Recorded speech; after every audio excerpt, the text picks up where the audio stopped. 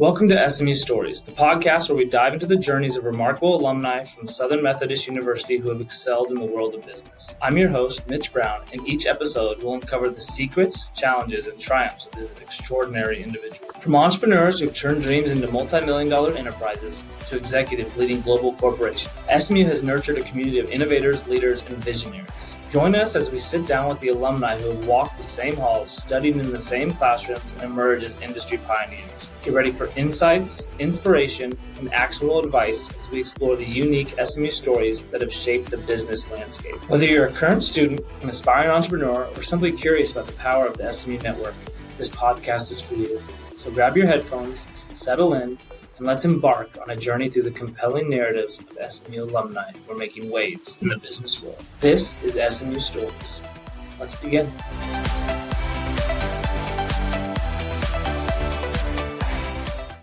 On today's SMU Stories, we're joined by Curtis Edenfield, SMU Class of 2009 and current CEO of Thrive Aviation.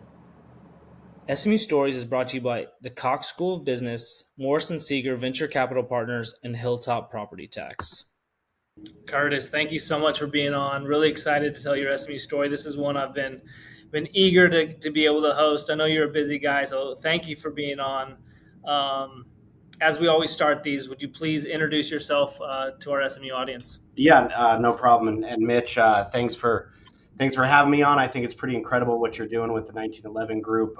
Big supporter of it. Love all the podcasts and everything you're putting out there. So keep it up on behalf of myself and the rest of the SMU alumni. So Curtis Edenfield, co-founder and CEO of Thrive Aviation, originally from Albuquerque, New Mexico. Spent some time in Boston, outside of Boston, going to boarding school, and then ended up in Texas, and then here in Nevada. So like me, we're both Mountain West kids who go to boarding school on the East Coast. I know my story, how I got there. How did you find your way across the hilltop and for SMU to be your school of choice for the next 4 years? Yeah, great question. So I was really focused on some of the small liberal arts colleges back east, the Lehigh, Lafayette, Bucknell, stuff like that. And I had a friend from New Mexico that was going to SMU, and he's like, hey, you should come out and check out the school for a weekend. This was in March. There was a spring snowstorm in Boston. So I hopped on a plane and flew out to Dallas. And of course, springtime in Dallas is something special. Got on the hilltop, walked the boulevard. I saw beautiful campus, beautiful women.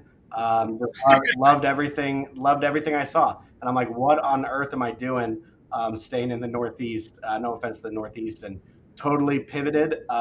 It's the only school, SMU was the only school I applied to, west of the Mississippi, and the only school in Texas. So applied, got in, and was fully committed after that weekend there in March. I love it. I think SMU's got to have like 100% hit ratio for those first-time campus visits post-March into early May or something like that. Because, I mean, the amount of people I talk to who have a very similar story, it locks you up pretty Absolutely. Good. So what did you know about SMU before? Obviously you took that visit, you probably started learning a little bit more, but, you seem like a well-thought-out guy. You're not just going to go for the pretty campus. You wanted to make sure it had the academics and for sure. So I knew the academics were excellent. I knew I started researching the the strength of the alumni. Someone that I went to boarding school with, her parents went to SMU, grandparents went to SMU, so they were super excited. The thought of someone from that boarding school going to SMU, and I just started researching it, and I liked everything that I saw about it. My brother was actually already in college in Florida and decided to transfer to SMU as well, going into what would have been his junior year. So when you decided to come, or was he doing it? When I decided to when I decided to go to SMU, he started looking at it as well. Okay, all right. The joint committed. Sold two brothers at once. Exactly. I just, the more I looked at it, the more I liked everything that I saw. And so you get to campus. What where, do you know, is it, I want to go to the Cox School, real estate's of interest? Like you said, you had kind of a liberal arts thought process prior. Did you go that route with Dedman? Kind of what was Yeah, your so I action? went I originally wanted to be a lawyer actually, and so I started down the path of political science, and about halfway through, I'm like, this isn't for me. And I took economics in high school, loved it. Took some of the classes out of Cox School of Business, but I ended up getting the economics with emphasis, the financial economics degree. Yep. And then because I had so much political science classes under my belt, it kind of married well with a public policy degree. So came out of there in 4 years with 2 degrees.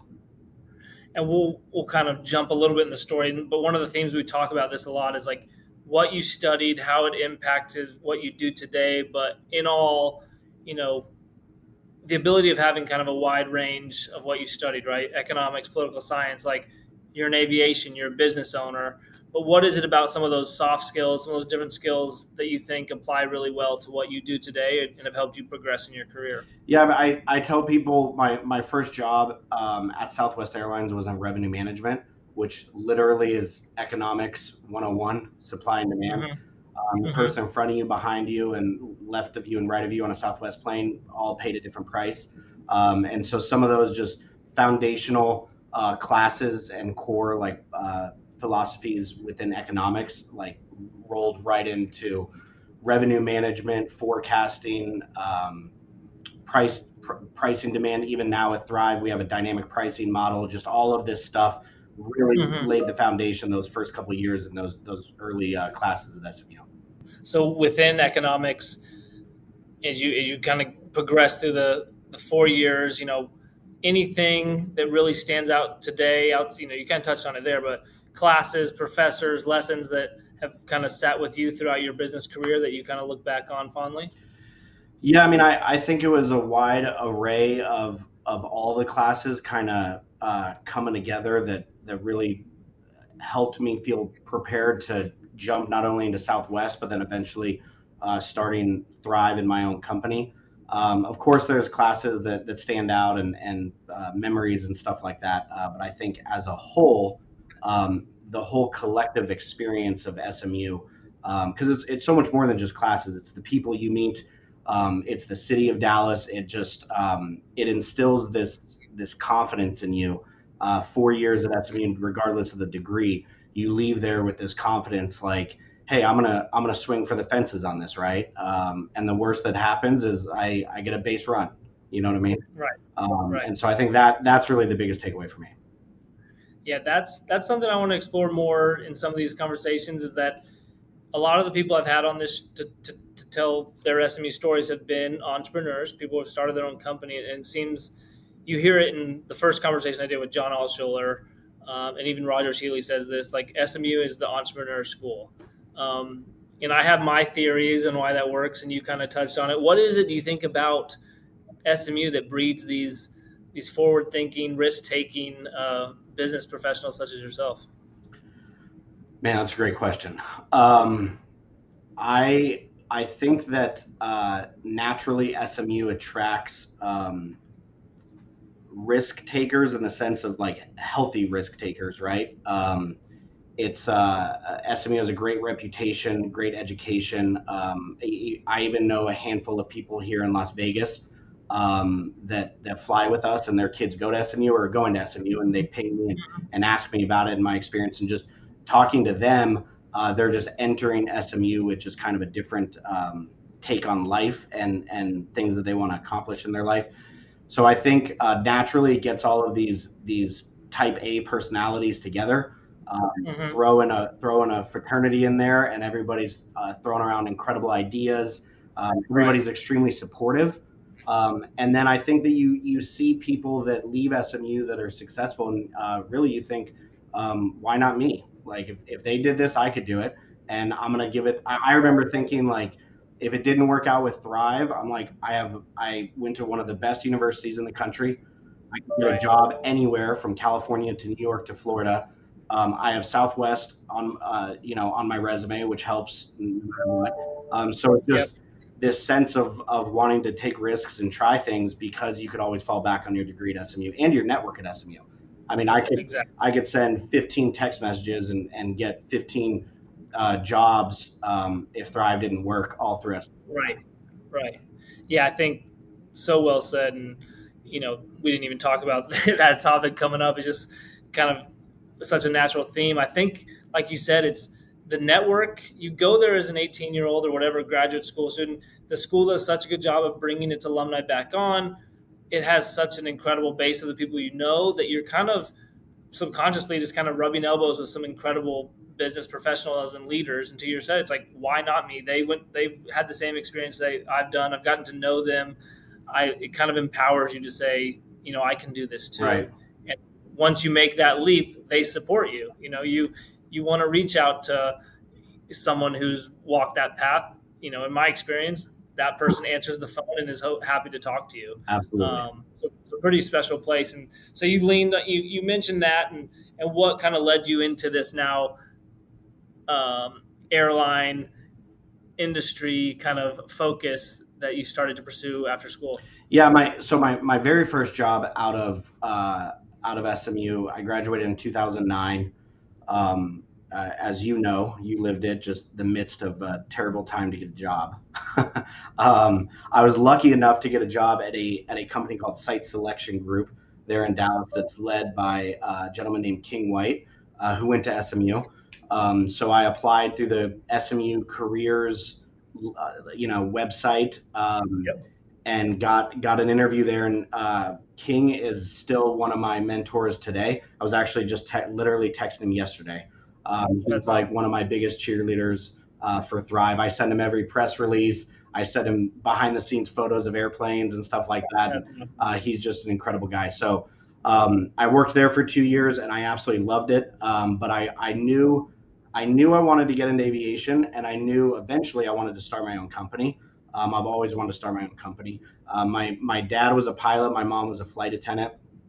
Okay. And then after my brother graduated, he ended up going to flight school. So my brother went the flying side of aviation. I went the corporate side of aviation. So I worked at Site Selection Group for 2 years.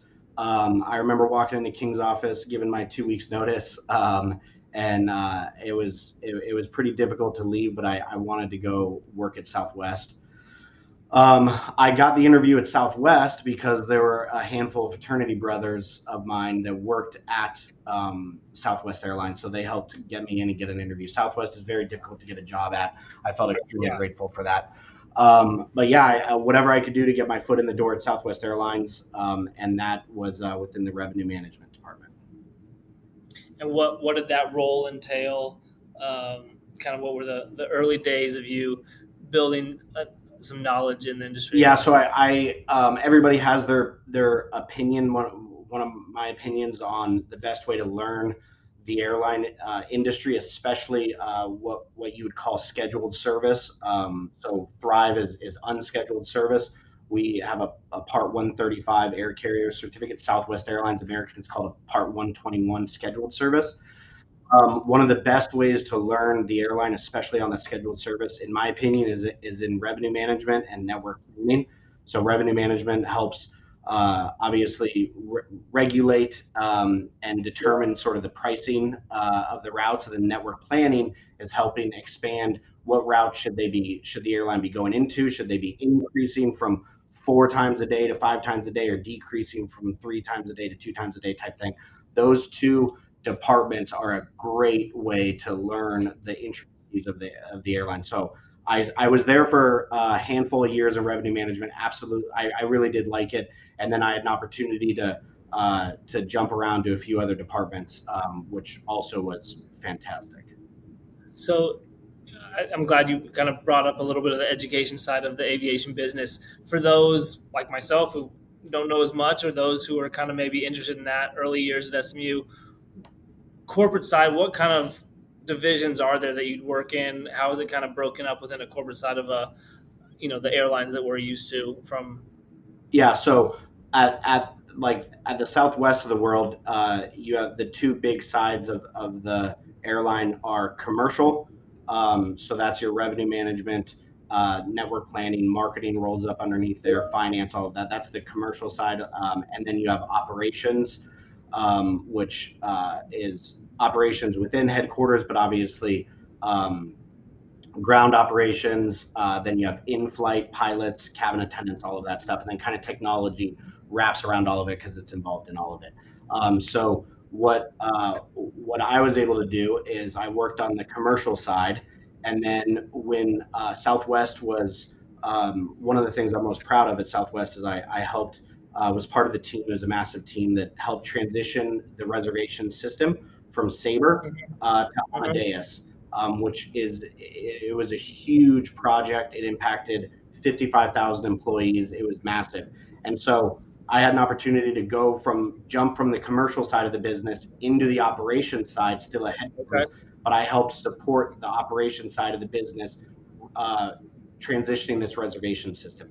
And I was talking to one of my mentors at Southwest, because that's kind of a big jump to go from commercial to operation. And they basically said, if you look at all of the top executives of Southwest Airlines, one of the things they all have in common is they've spent time within their career on the commercial side of the house and on the operations side of the house. Oh, wow. And so it's pretty neat getting insight into kind of the nitty gritty of the operations side after spending a few years on the commercial side. Do you see, just from a kind of classification of employee, are the commercial side typically more finance trained? What are their degrees versus operationally? Yeah, for sure. And even at Thrive now, we kind of split things up and operationally and the commercial side as well. So you did it, and obviously it shows to be well to work on both sides. How does someone working in that space kind of navigate the ability to see both, or is it kind of like a little bit of luck and timing? Yeah, so I would say I always tell people at Southwest, one of the really cool things at Southwest, and it's probably just the size of Southwest. You could probably say the same thing about Verizon or AT&T, definitely American Airlines or something like that. But you could have, within a 30-year career at Southwest Airlines, you could have little stints of like 5-7 years careers in different departments, in different teams, working with different people. I was there year 6-7 at Southwest, 5-6-7. I was working with people that I'd never met before, right? So that was pretty neat at a company like Southwest. But I would say if you're starting off and working at a large company like that, learn as much as you can. Always jump onto extra projects. Always try to help out your boss and your boss's boss. That stuff definitely gets noticed. And then if you have an opportunity to jump departments or move around, take it. I remember it was very nerve-wracking for me then to move to these different departments, but I grew and learned so much going from different sector to sector. Right. And so you took it seems to be a well thought out route here, right? You mentioned before we get into your career that you always wanted to be a business owner, start your own company, and then you have the ability to work at an amazing company like Southwest on both sides of the house, right? So you're getting incredible training, putting the work in, meeting the right people, working on the right projects, but you always had this idea in the back of your mind. What are those 6 years like of like, okay, when is it my time? What am I seeing in this industry that I can improve? Or was it not occur that way and it was a little different on how Thrive got started? Yeah, no, I'd say it's a little bit of both. I like I said, I always wanted to start and run my own business. And what happened, I guess, we kind of get into the beginning, early days of Thrive. But like I said, my brother went the flying side of aviation. I went the corporate side of aviation. And my brother, one of the partners in the business, my brother was a flight instructor and met a gentleman that has started and owns a successful e-commerce company. And they were acquiring planes back in 2012 to get around to the different distribution centers that were opening up, as well as some tax benefits that come into play with owning airplanes or large machinery. And so from 2012 to 2017, that gentleman, that company, they had acquired 6 airplanes. They were all light jets, small planes, and they had them on different management companies, similar to what Thrive is. They actually had them on 2 separate management companies. and they were pretty frustrated with how those management companies were treating the airplanes, the lack of revenue generation, so on and so forth. And so around 2016, obviously I'm really close with my brother, and I told him like, hey, we should sit down with you, me, and him. We should sit down and pitch him on starting our own management company. Yeah. And for folks that don't know much about what we do, an easy way of explaining like a management company like Thrive is, think of it like you own a really nice house in Park City or Aspen or Hill Country or Newport Beach, and you go there a handful of times a year. You hire a property management firm, and they manage the property. They clean it. They can furnish it if needed, and they put it on Airbnb times that you're not there, right? The person that owns the house gets majority of the Airbnb revenue, if you will, but the management company gets a split. So that's the same type of thing that we do, from the kind of the aircraft owner management side of things. With it, Yeah. somebody owns an airplane, they use it for their business or personal use, maybe 10 hours out of the month. And then the rest of the month, we charter it out, or we rent it out. We put it on Airbnb, if you will. Right. The aircraft owner gets a lot of that revenue. They incur a lot of the expenses, and then the management company gets a cut, just like property management firms. So instead of a $5 million home in Aspen, it's a $20 million jet. Right. And how familiar were you with the private jet world prior to kind of getting the insight through your brother? Not as well. When I moved out and started everything, I realized I did not know that much about it. Yeah. But I was trying to learn as much as I could for like probably a year leading up to actually flying out to Vegas and pitching our partner and with my brother. So around the end of 2017, I put together a very rudimentary business plan, if you will. It was about 8 PowerPoint slides. Flew to Vegas, met with them at a Starbucks at the airport. A 1-hour meeting turned into a 4-hour meeting. I had the basic premise of the business model, which essentially was with 6 airplanes, those splits that are going back to the management company are enough to kind of bootstrap a business. So you have 1 home, totally get it, hire a property management firm. Same if you have 1 jet. You have 6 homes in Aspen, all in the same neighborhood, you could consider, having your own management company, hiring your own cleaners, starting mitchesaspenhome.com, right?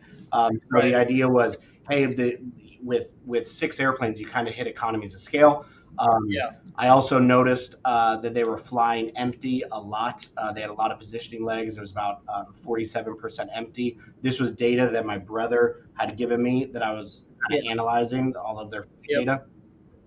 And then I just started looking at industry averages, what you could sell positioning legs for. I'm like, holy cow, there's just some low hanging fruit just with selling some positioning legs. And then probably the biggest thing is optimizing the schedule. So what I mean by that, and again, not to get too nitty gritty, but we could use Texas as an example. Let's say that we had 2 planes in Dallas. One of them flies down to Austin they fly down there live with a passenger. And then we have a flight out of San Antonio, let's say. It doesn't make sense to bring the second plane from Dallas to San Antonio, position the plane from Austin to San Antonio, because it's a significantly shorter flight, right? Yeah. And then you free up the plane that's still in Dallas to sell out of Dallas. So I just noticed a lot of inefficiencies with the schedule. Like, why would you fly a second plane into the same airport to pick up a passenger when you have a plane already there, for example, right? And was one of the issues because they had 2 management companies not communicating with each other? No, that's actually a very good question. This is totally agnostic of each management company. Yeah, so that was the same management company doing that. But when you hire the management company, they're in charge of all the flight. They're in charge of all of that. Yeah. So they handle. So the owner basically steps off, right? If this is an advertisement for, I own a jet, I need someone to hire it.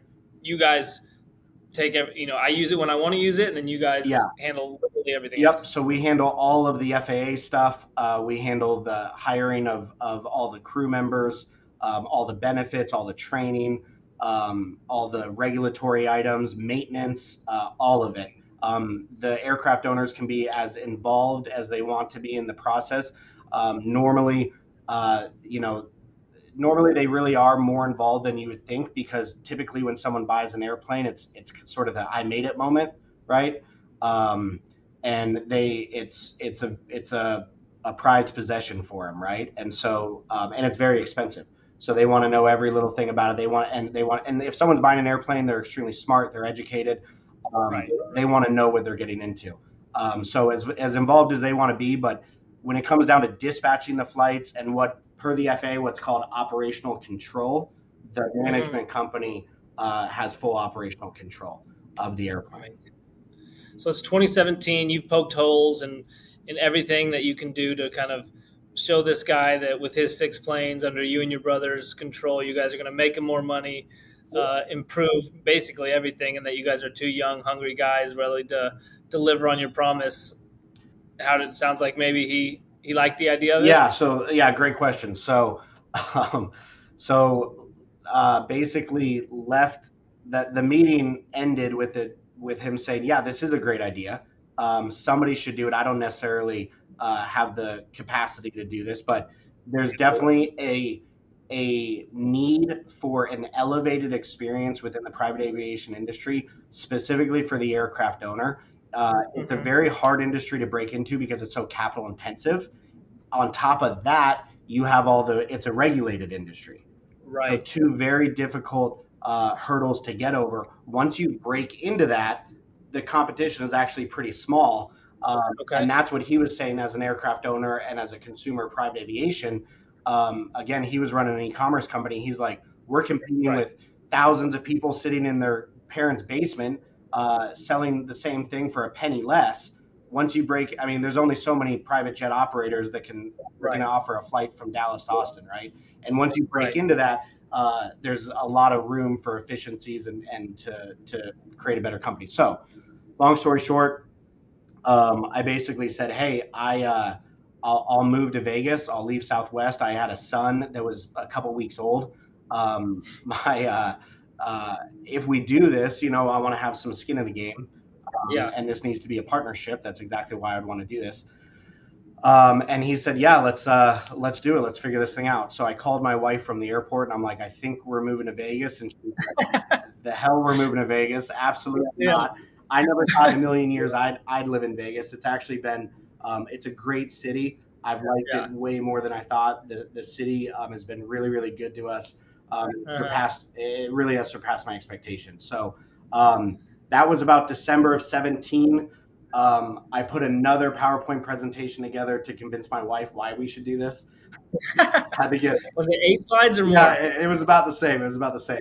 Okay. Had to convince her that we should do this as well.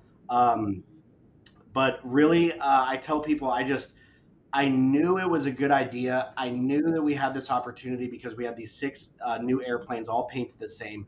Like it Yeah. was a good idea. It's very hard to. I just knew in every fiber of my being, like, we should do this, right? And it's finally something that I can control. And if Yeah. I'm in control of it, I'm going to bet on myself every day of the week, right? How important was it that you guys own the planes? Is that a big factor in kind of what allowed you guys to be? That it is a big factor, and it ended up becoming a bigger factor during COVID, which I Okay. can get into later. Yeah. Yeah. Um, so I want to make sure you touch on what we a good laughing, right? So you sold your wife on it. This idea, like you said, it's the stars are aligning. Your energy is probably never higher. You guys moved to Las Vegas. You've got the planes, everything set up, and then walk us through the regulatory yeah, side, right? yeah, That was for sure. it's That was fun. Uh, so you can have all the planes in the world. You can have all the hangar space, all the pilots. That doesn't mean you can legally take money to fly people. So yeah, I also break it down. It's similar to like a gaming license. If you and I had as much liquid assets as possible, we can't just go start a casino. You got to go in front of the gaming board, get permission. So same type of thing with the FAA. You have to get, like I mentioned earlier, what's called a 135 FAA charter certificate, which allows you to legally take money to fly people. And you really can't do anything without that. So I knew that we had to get that.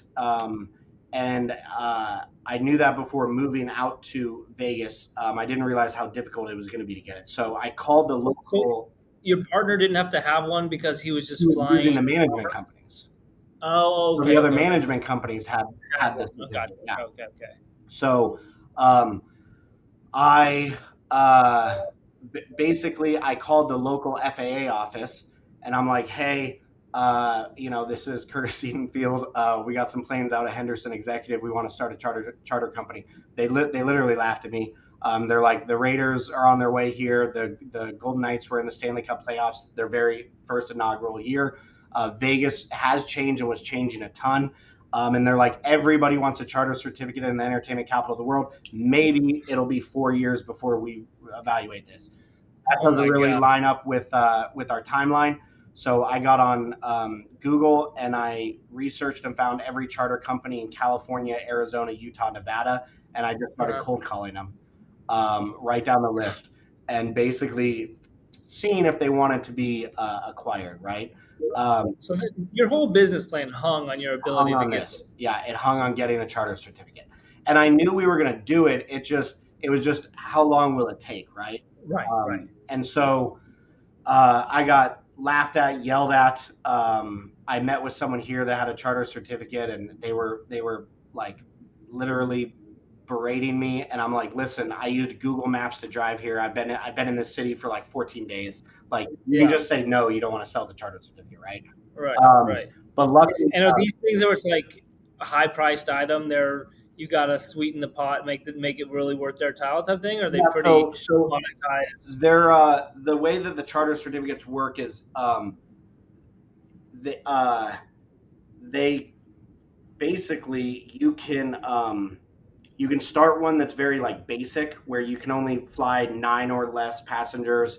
You can't go to Mexico. You can't go to Canada. You can't go to Hawaii because that's over ETOPS over. Right, You can go to Europe. right. And then they get more and more complex. Gotcha. And so that's where the value comes in. Is the more complex they are, the more valuable they are. Gotcha. And the amount of planes on the certificate make them more valuable as well. So Gotcha. what happened was, and I tell people the whole story of Thrive, like the biggest God wink in the whole story of Thrive was how we got this charter certificate, this little piece of paper that's sitting right behind me in our front entry hallway there. So there was a company here in Vegas that had been around since like 1985, and they had one airplane left on certificate, an old G3. It was an 18-passenger G3, and it was being sold for parts. And they had about 5 employees, and they were going to turn the certificate back into the FAA. And they were in the middle of closing their books down, working with the FAA to turn it in, and I happened just to call them. And literally, if I had waited 3 weeks in Dallas and not moved, or if I even came earlier, a year earlier, it wouldn't have worked, right? So it was about a 3-week period where had I not reached out and we started these negotiations and talking, it would have been like 2 ships passing a night. I mean, truly. Oh. And so I set foot in Vegas end of February of 2018, and we acquired that certificate May 23rd of 2018. So roughly 90 days after getting here, we acquired the certificate. And by the way, to my point earlier, the certificate that we acquired, since it's been around since 1985, was very complex in a good way. Right. Okay. So it had all of the permissions and what's called ops specs, operational specs. It had all of we had the ability to go to Hawaii, fly international, go to Europe. We didn't have to do any proving runs, anything like that. So, oh my gosh, it was a great certificate that we had. Was anyone else competing with you to get that certificate? Not that I know of. The previous owner, from my understanding, was just planning on turning it in to the FAA. That's crazy. And is it usually if someone's shutting down business, they are going to sell those things off, or is it that's kind of they normally do sell those off. I can't speak to why she was inclined to turn it in, and why nobody really came across it, but wrote them using my Gmail address, and within about 45 days inked a deal. That's amazing. Yeah. So now you're off and running. You got your 6 planes. Not quite. So there's a little bit more to get everything up and going. So we got the 6 airplanes. They're on 2 different certificates. It's May 23rd. I have a photo of my brother and I and my son when we signed for the paperwork. I'll send it to you. Pretty special day. And at that point, I'm like, hell yeah, like let's go, right? Yeah. However, you can't just you have to add those airplanes through a process called conformity with the FAA, where the FAA comes out, they look at all the logbooks, they look at all the maintenance records, they make sure you have all the appropriate placards. You have to conform the plane onto your certificate. So the FAA basically checks off, hey, this plane is ready to go and it's safe to fly. You want to do all that stuff, obviously. Yeah. In addition, the pilots had to go back to training because the planes were under a new certificate. They had to go to training under that certificate. So from May until about September of 18, we put all the planes through conformity, sent all the pilots back through training, and we started pulling the planes from the other certificates around August, September of 2018. And we had a great relationship with those other operators. By the way, we told them what was going on. Yeah. They actually said, "I can't believe it took you guys. You guys didn't do this earlier, right?" Right. So that's one question I have. So even though these planes have been flying regularly under management companies, just because they're changing under y'all's new company, they have to go back under testing. It's not just saying like, hey, we did all this before with these other companies that didn't use.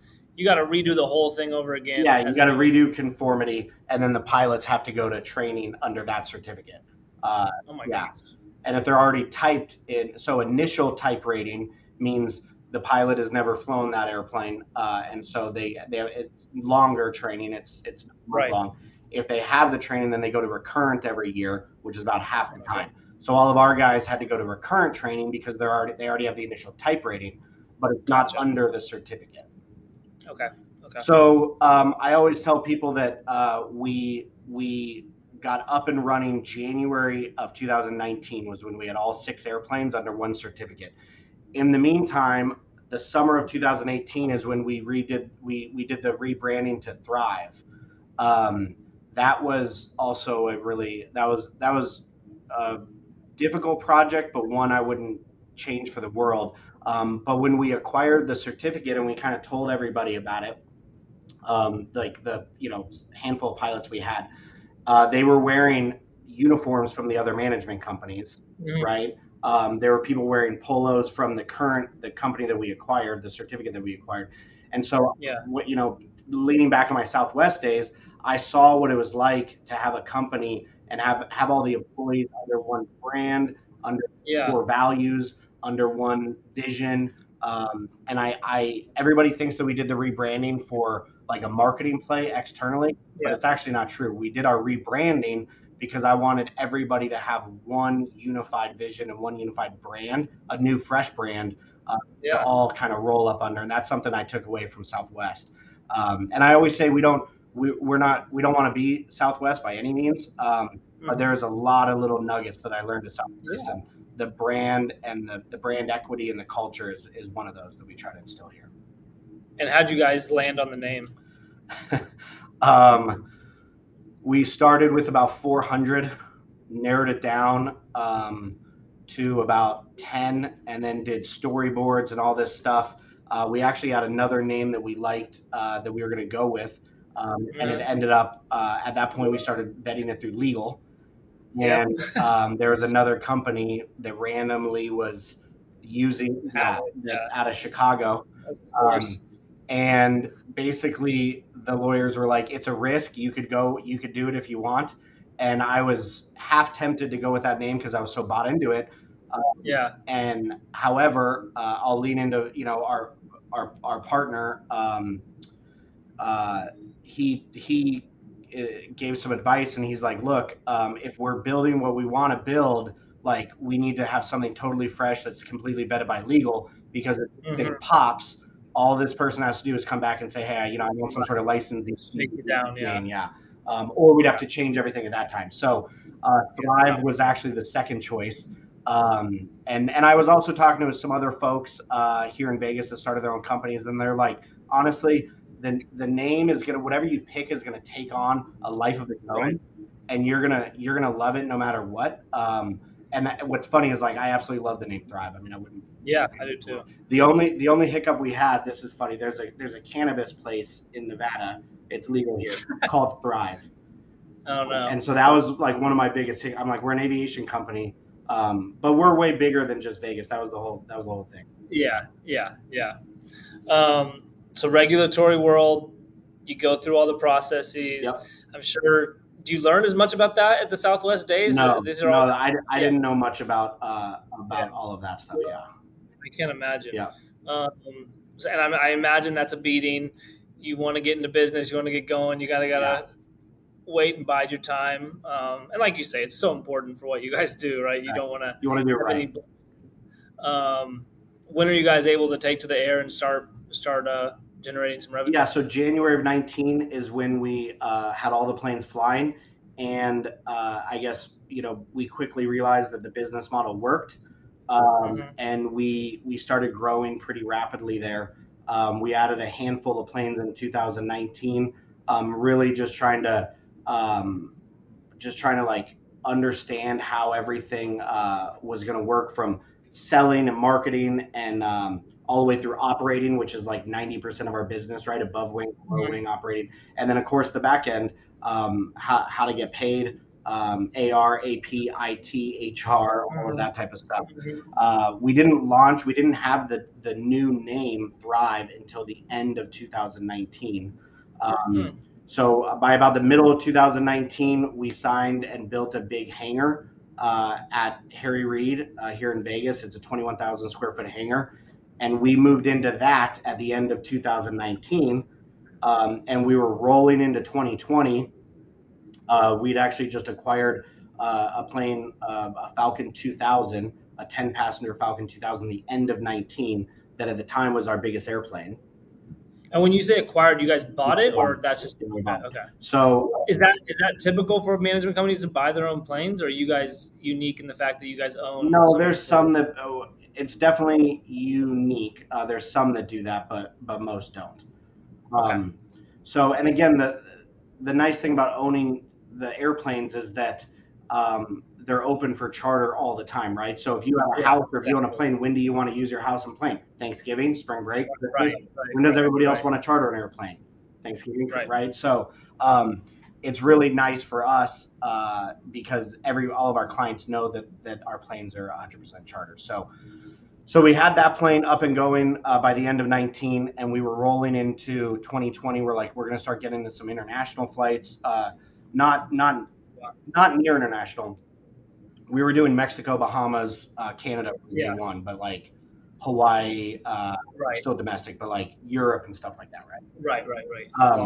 Yeah. So we had this big plan to roll out our hangar March of 2020. We were going to get the news out there, do all this stuff, and then of course COVID hit, which was absolutely terrifying. Our flying dropped 96%.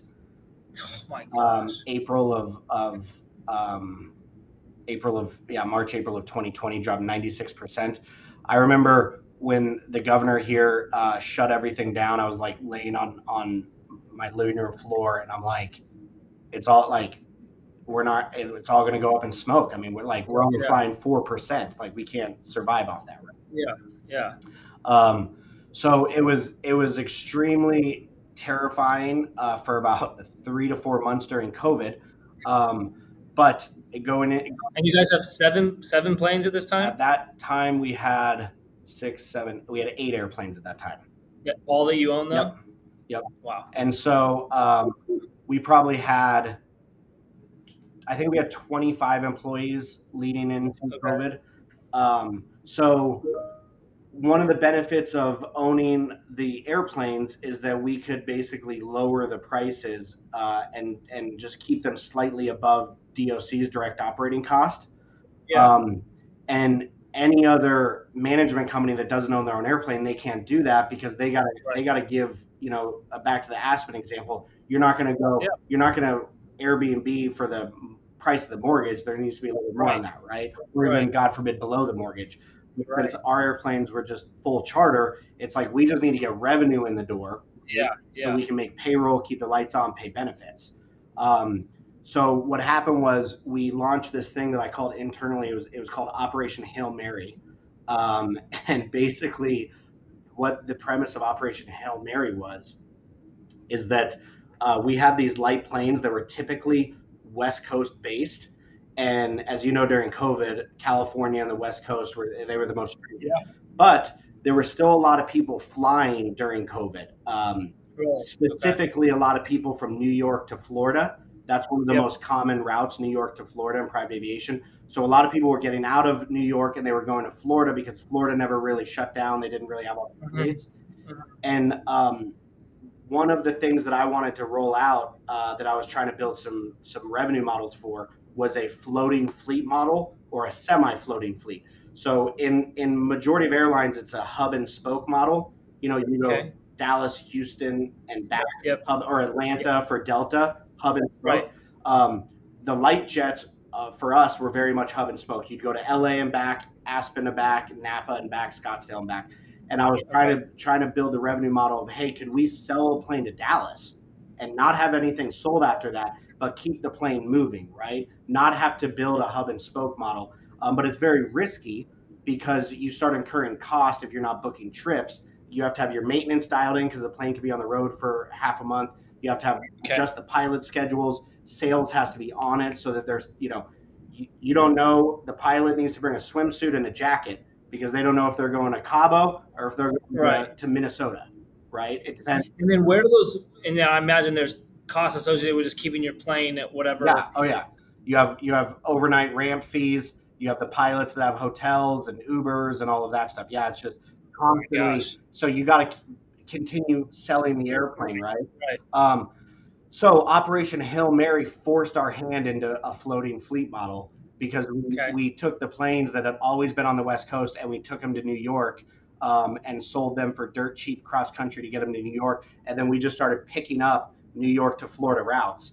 And the only other competitors, there were about 5 other operators in the United States flying during that time. And they were the big players that owned their own planes or had fractions.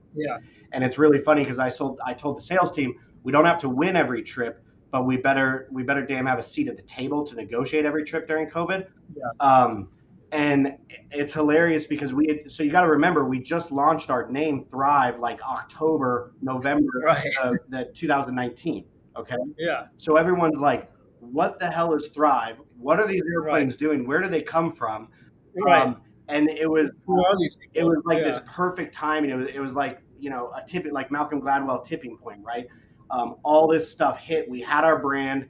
We had we had the airplanes. We learned a bunch during 2019, right?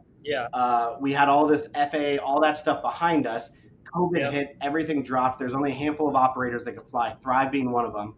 Move the planes to a part of the United States that we've never been in before. So by the time summer of 2020 comes around, we're flying more during the summer of 2020 than we were flying pre-COVID. Everybody knew who we were because majority of operators weren't flying and we were. So we came out of COVID with our brand being well known in the industry and our planes on the East Coast, and we started to generate a reputation out there with clients and brokers and stuff like that. Well, you were able to deliver on kind of that elevated experience that this all started with. And everyone's seeing like, wow, these guys are. Yeah, for sure. Wherever they came from, they're doing it right. Yeah, to be honest, we were able to fly. There weren't that many people that could even fly. Right. So and just keep in mind, pre-COVID, there were roughly 3,000 charter operators like Thrive in the United States. I think there's about 1,700 of them now. So a lot of these smaller operators went out of business during COVID. And if you have more than 10 airplanes on your certificate, they're only like 1% of the remaining operators of the 1,700 have more than 10 airplanes on their certificate. Oh my God. So if you have more than 10 airplanes, if you start getting 15, 20 airplanes, I mean, there's only a handful of companies in the United States that start to get into that size. And we rolled out basically around that size, right? We had 8 airplanes. We were right there on the cusp, all painted the same. It really it worked out well. And then of course, demand for private aviation went through the roof. So we really, again, I mentioned earlier, but by the summer of 2020, we were flying more, and we kind of rode that for the next really like 18 months. Wow. From 20. What a Operation Hail Mary. It worked. Yeah, That's Operation awesome. Hail Mary. Yeah, exactly. I'm like, this is so when we dropped our flying 96%, I opened up Google Sheets and I made 3 columns, and literally I told everybody we would do Friday Teams calls, Zoom calls, and I'm like, if we don't fly more than 4% by this date, we got to let go of vast majority of people. Right. If we're not flying Right. by this date, we got to let go of these people. If we're not flying by this date, I'm selling the desks and everything on offer up. Like, we only make money when wheels are up. We don't make money through maintenance. We don't sell swag and make money. I mean, we only make money when the planes are flying. So you guys are just 180 change 6 months into COVID. Are other operators or people reaching out to you being like, hey, can you take my planes? Like, yeah, good question. Are those kind of communications happening? Yeah, good question. So we ended up ordering a handful of airplanes in the tune of about 9 to 10 more during COVID that ended up being delivered. There were a bunch of delays with delivery, but delivered over. And are those people selling them or new build? That was us and our other partner getting additional airplanes to the fleet, and those were delivered over the next we actually took delivery of our last airplane just in December of last year, right? So it took a long time to deliver those airplanes. So what happened was, which makes your business even harder, that you have to plan for. So new inventory comes years later that you're like, so all of our revenue forecast, all of our hiring changed because the OEM, the manufacturer, would say, hey, your plane's delivered 6 months. I'm like, what are we doing with this dispatcher and this salesperson? Right. We anticipated revenue starting this month from this airplane. Now it's not here. Like, we got to be in better communication. I need an accurate timeline on when this airplane. That's a whole other thing. Right. Save it for the next one. Yeah, we'll save that for round 2. So we started delivering those airplanes. Like I said, from an employee basis, we started COVID with roughly 25 employees. We ended that year, I think, with about maybe 60, 70 employees. So we actually grew during COVID. And currently we have about, by the end of the year, we'll have about 200 employees. Amazing. And so we really started to dial things in on the commercial side, the pricing, operations side. We went and got these really incredible safety credentials, these safety audits. We started doing audits for some of the big players out there like NetJets, so that we could fly with NetJets and Wheels Up and these other various companies. So we really started to firm things up and mature as a company, I guess, if you will. And then about 18 months ago, we started to have people that said, hey, I own an airplane. My airplane's in maintenance. I flew on your airplane and I love it. I love everything about the experience. Can you do exactly what you're doing for your airplane? Can you do it for my airplane? Which is obviously managing other people's airplanes. So I hired who's now our COO and fourth partner in the business, a gentleman that had built a few of these companies before. Brought him on a couple years ago, and he's really transformed the business. And he helped build out and spearhead this management side of the company. And now, so that just started a year ago that you're managing. About 9 to 10 months ago is our management. Oh, wow. We have about 7 planes under management now. We have about a handful more that are coming on board by the end of the year. So really that's where we're at. So we have our core fleet, which we started with. That's not going anywhere. We always want to have 15, 20, 25 of our core fleet, and then we want to have another 20, 25 managed airplanes. We want those airplanes to fit well with our model. Obviously, it's a partnership with these aircraft owners. So you build airtight relationships with these people. You're managing one of the most expensive assets they own, and they're putting their entire bloodline in a little metal tube that you have operational control of, right? So you get to know these aircraft owners really well. That's incredible. From a I mean, phenomenal story. Thank you for sharing it, the transparency. You know, just such a quick turnaround from being a concept, an idea that you're pitching at a Starbucks to now having 200 employees. Yeah. What are some of the things that, like, it takes a lot from a leader to be able to weather the storm to do that? What are some of the things that you learned about yourself as a leader and kind of, business owner, to, especially in such a tough time like COVID, that, you can sit now and reflect on? Not that the job's done. You're still young. You got lots to, I'm sure, do. But in that short window, what can you reflect on now that you're proud of how you handled things, and what you were able to kind of Wow. prove as a leader that maybe you didn't know was Yeah. you weren't prepared for? You're never prepared for that stuff. Yeah. Yeah. One of our core values at Thrive is burn the boats. And it's the old adage, like the Roman army breached the island. They were outnumbered 10-1. The general turned around. Two ways to succeed here: we either move forward, or we perish. And he burned the boats, literally, right? And so I always tell people that, I tell people in interviews, we have burn the boats all over our corporate office. That what we're trying to do here and what we're trying to build, you have to be all in. You got to burn the boats, and whether that's your faith, burn the boats in your faith, burn the boats in your marriage, being a sibling, a spouse, a dad. If you're going to do anything, burn the boats and go all in on that. Hmm. And it's really neat how that core value evolved when we started creating our core values. Everyone kept saying, "Hey, it needs to be burn the boats," because when we had an interview with you, you mentioned that. And before we moved to Vegas, my wife listened to a podcast from our pastor there, and the whole premise was burning the boats, right? Yeah. She's like, "Hey, you need to listen to this podcast. If we're going to do this Vegas thing that you convinced me to do, we need to burn the boats and go all in on this crazy idea you have." So I think for me, in the middle of COVID and when things just got really, really hard, I leaned back on like the boats are burned. Like we are like there is nowhere to go but forward. I mean, Yeah. we can sit here and wallow and be upset about things for like a very small amount of time, but like we got to pick ourselves up and go forward, because what other option do we have, right? And I think that's what kind of highlighted with Operation Hail Mary, and everything else. And I think that's what I'm most proud of, is that I kind of had that's how I moved out to Vegas and started the company with this Hmm. mentality.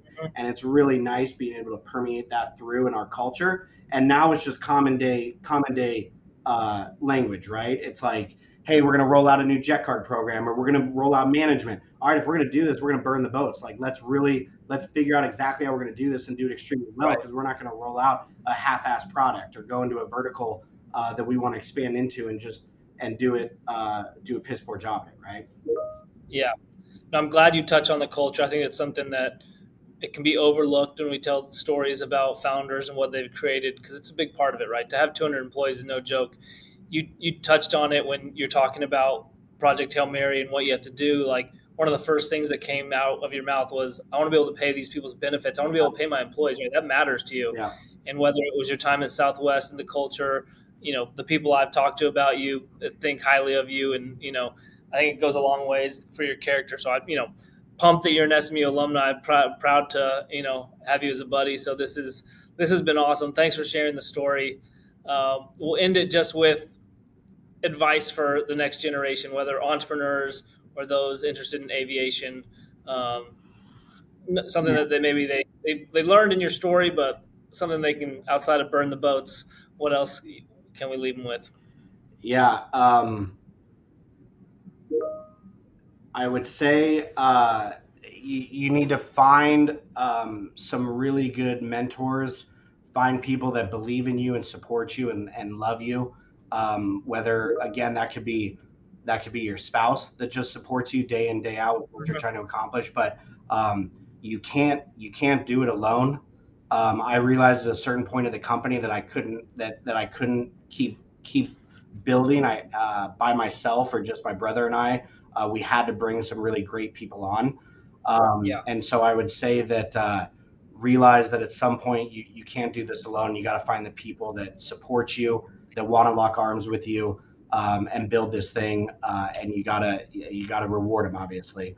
But you gotta have an incredible team. And I know everybody says it, but ideally a team that's way smarter than you.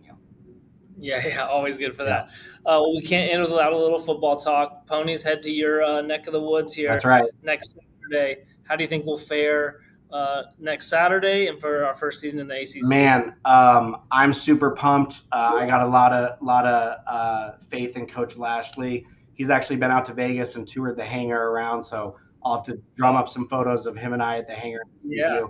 Huge fan of Rhett. I think he's done phenomenal for the program. Super excited about the alumni and everything they were able to raise and get SMU to the next level. I'm hoping we hit 500 this year. I'd be stoked about that. Yeah. Really excited about some SMU football here in California. Yeah. I might try to get my son and take him out to the Stanford game or something like that. But Absolutely. I'm excited to see a Thrive SMU jet in the skies as we're on the recruiting trail. there we go. It's you just might. Yeah, that'd be awesome. Well, Curtis, thank you again. I know I stole a bunch of your time, but this has been wonderful. Thanks for all the time, and we're excited to get you back in Dallas soon. Sure. And those listening, thanks for joining us today. Of course, yeah, appreciate it, Mitch.